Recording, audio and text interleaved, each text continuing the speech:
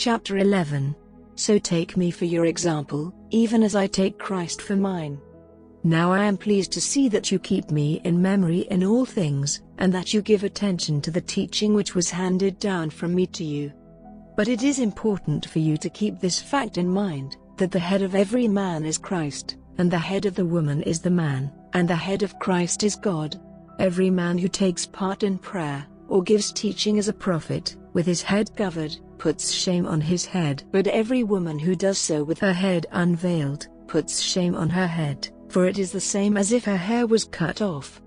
For if a woman is not veiled, let her hair be cut off, but if it is a shame to a woman to have her hair cut off, let her be veiled. For it is not right for a man to have his head covered, because he is the image and glory of God, but the woman is the glory of the man. For the man did not come from the woman, but the woman from the man. And the man was not made for the woman, but the woman for the man.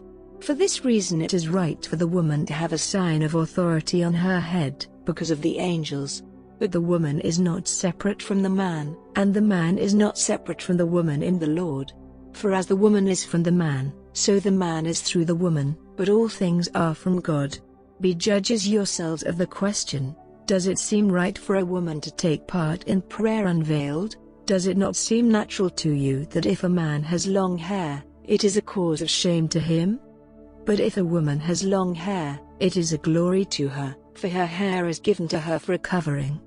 But if any man will not be ruled in this question, this is not our way of doing things, and it is not done in the churches of God. But in giving you this order, there is one thing about which I am not pleased, it is that when you come together it is not for the better but for the worse. For first of all, it has come to my ears that when you come together in the church, there are divisions among you, and I take the statement to be true in part. For divisions are necessary among you, in order that those who have God's approval may be clearly seen among you. But now, when you come together, it is not possible to take the holy meal of the Lord, for when you take your food, everyone takes his meal before the other, and one has not enough food, and another is the worse for drink. What? Have you not houses to take your meals in? Or have you no respect for the church of God, putting the poor to shame? What am I to say to you? Am I to give you praise? Certainly not. For it was handed down to me from the Lord, as I gave it to you, that the Lord Jesus, on the night when Judas was false to him, took bread, and when it had been broken with an act of praise, he said, "This is my body which is for you, do this in memory of me." In the same way, with the cup, after the meal, he said, "This cup is the New Testament in my blood, do this, whenever you take it, in memory of me.